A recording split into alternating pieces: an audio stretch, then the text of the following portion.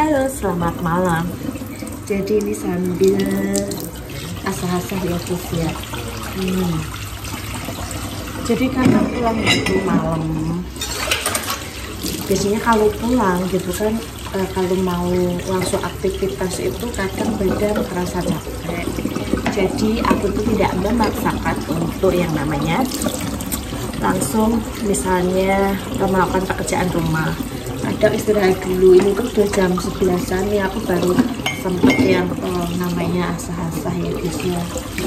Karena jujur hari ini tuh hari Senin dan berasa capek banget, kayak di pabrik itu rasanya tuh lama gitu ya.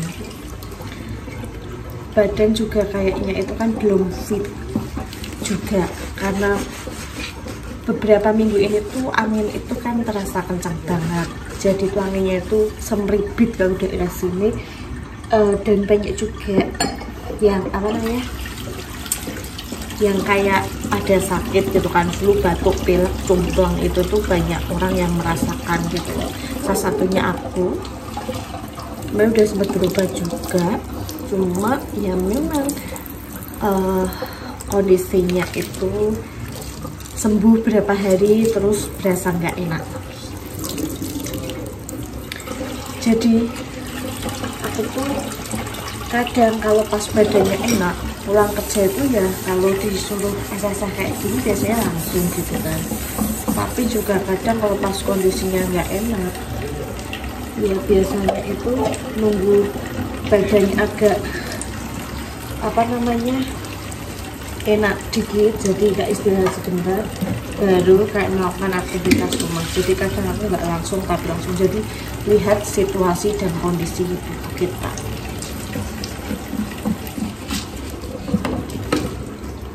Jadi kalau habis nyuci piring dingin kan, makan mie dulu.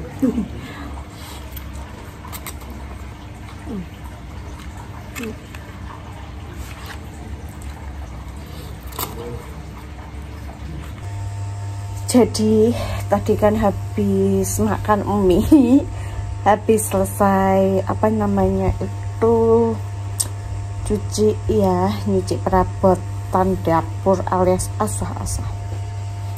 Jadi gini, sekarang itu lagi banyak garment itu yang posisinya itu high season itu pas orderan di pabrik itu rame-ramenya. Karena rame itu kan, jadi itu banyak banget lemburan di beberapa garmen ya, yang sekarang di daerah Kabupaten Semarang itu banyak banget yang lembur. Salah satunya itu di perusahaan tempat aku bekerja. Jangan salah sama ini ya, double jinku saya itu memang gembrot. Karena dengan banyaknya lemburan itu otomatis kan yang biasanya pulang sekitar jam 3, jam 4 pulangnya jadi jam 6 ataupun jam 7 ataupun jam 8. Jadi beda-beda ya. Jadi ya perusahaan itu beda. Tapi perhitungan lemburannya pastinya sama karena standar perhitungan upah lembur itu sama. Kalau ditanya Mbak, lembur itu seneng nggak sih? Ya seneng uangnya, tapi nggak senengnya itu capeknya. Otomatis dengan bertambahnya jam kerja kan aktivitas kita itu jadinya bertambah, yang harusnya udah istirahat jadi belum istirahat. Itu jujur pengaruhnya itu kayak ke fisik kita. Jadi kayak sering banget yang namanya itu badan pegel-pegel, apalagi kalau yang umurnya sudah 30 tahun ke atas seperti saya gitu kan ya. Sering banget yang namanya pegel-pegel, kaki kram gitu karena capek gitu kan.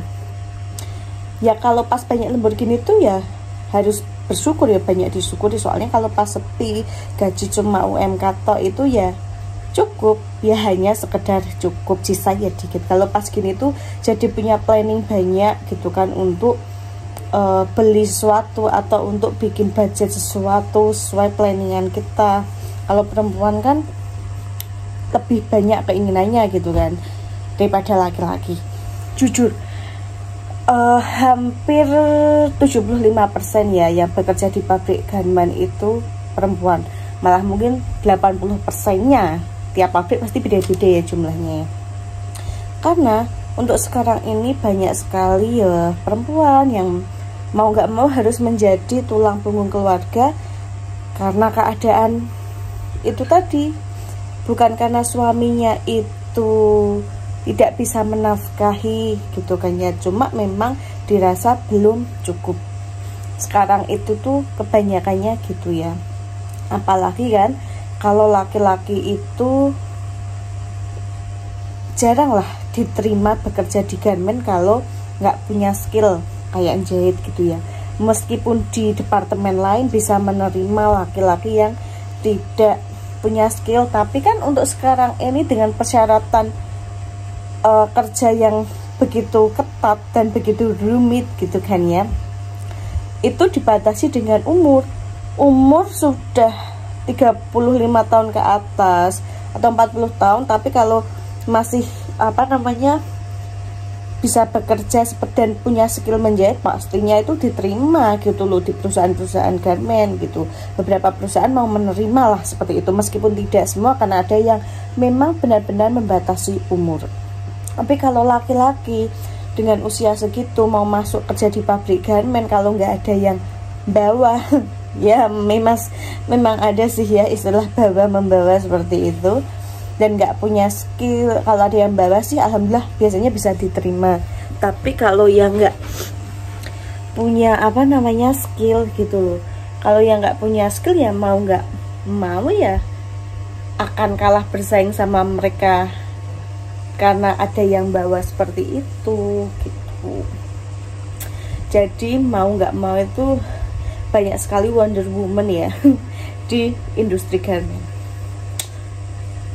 Kalau soal mengeluh ya, kadang tuh banyak banget gitu ya, keluh kesah kita sebagai pekerja gitu kan ya. Cuma nanti kalau habis gajian nggak ngeluh, tapi kalau uangnya habis ya ngeluh lagi. Perputarannya seperti itu gitu.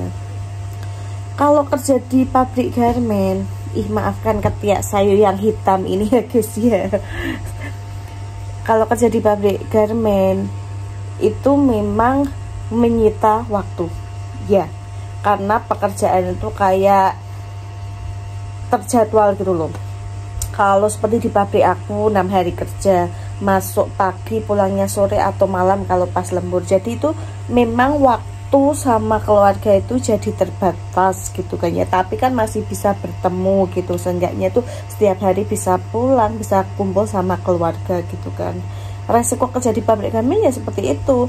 Mungkin untuk yang di bagian di shifting, di beberapa perusahaan garmen kan ada bagian shifting untuk karyawannya di departemen tertentu. Di Simon pun pasti kadang ada ya, jadi beda-beda gitu ya, bisa sambil nyambi pekerjaan rumah untuk kita yang ibu-ibu gitu kan ya, bisa merawat anak, nanti siangnya atau malamnya berangkat kerja itu ya sebuah konsekuensi. Ketika kita memutuskan untuk bekerja, mau nggak mau kita harus mematuhi peraturan di perusahaan tersebut. Kadang memang peraturan perusahaan itu banyak yang menurut kita memberatkan kita sebagai karyawan, tapi ada kalanya juga memang peraturan tersebut dibikin ya untuk mendisiplinkan kita para karyawan gitu loh. Jadi perusahaan tuh kalau bikin peraturan ya pasti udah diuji coba gitu ya. Tapi ya memang ada beberapa peraturan yang kayaknya bikin aku itu kayak mau komen, mau mendebat seperti itu. Salah satunya ya pastinya ada gitu ya, aku belum bisa share, besok kapan-kapan tak share ya. Salah satu mungkin peraturan yang menurutku itu memberatkan di beberapa perusahaan gitu ya, yang pernah aku alami. Aku itu memutuskan kerja di pabrik garmen itu ya karena untuk selain karena lokasinya itu kan dekat sama rumah gitu ya. Yang tanya, Mbak kamu pernah ngelamar CPNS enggak?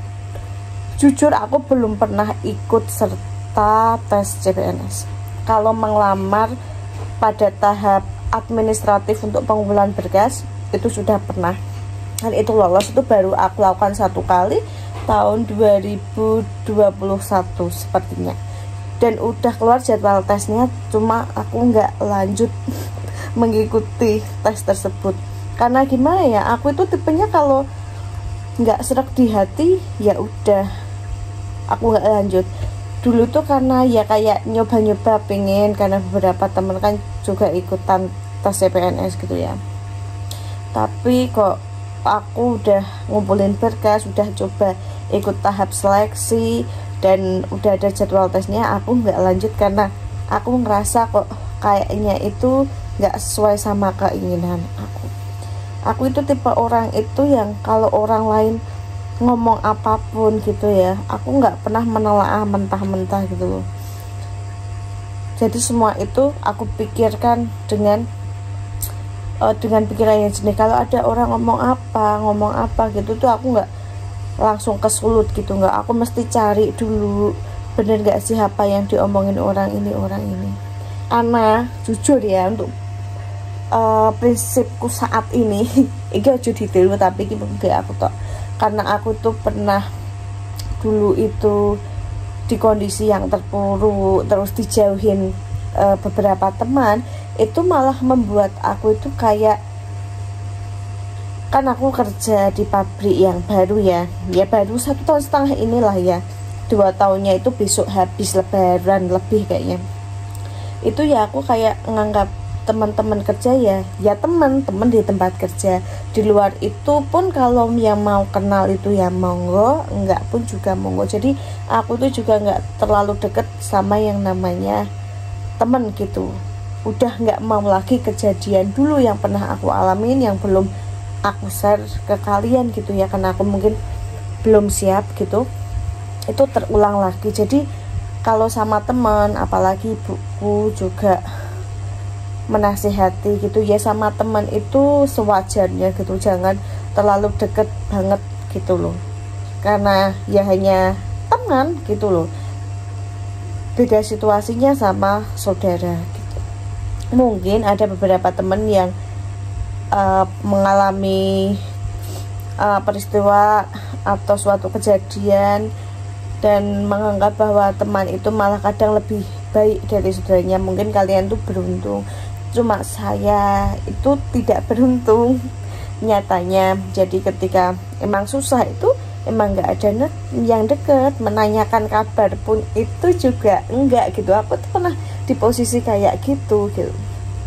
Jadi sejak saat itu, sejak beberapa tahun yang lalu gitu, aku kayak membatasi gitu ya pertemanan aku gitu.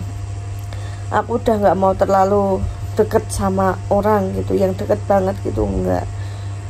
Ya deket banget ya udah sama keluarga inti, ke ibu, ke suami, ke kakak ipar, sudah pokoknya di lingkungan keluarga aja. Kalau ke orang lain enggak, waspada gitu loh, karena pernah mengalami suatu peristiwa yang tidak mengenakan dan orang tua pun tahu gitu. Dan ketika kita terjatuh seperti yang dulu aku alami, itu yang ada di samping kita ya keluarga kita. Alhamdulillah kalian punya keluarga yang support, yang sayang gitu loh. Ya aku malah gembeng iki curahan hati malam hari ya, sekopet dari tekan opo, tapi sendaknya itu bisa sebagai pembelajaran buat aku. Jadi mungkin ono sing teman bilang, ih Mbak Anu ki sombong, Mbak Evi ki sombong, dan aku itu wis ora enggagas gitu loh urusan seperti itu. Terserah orang meh nganggap apa, itu terserah.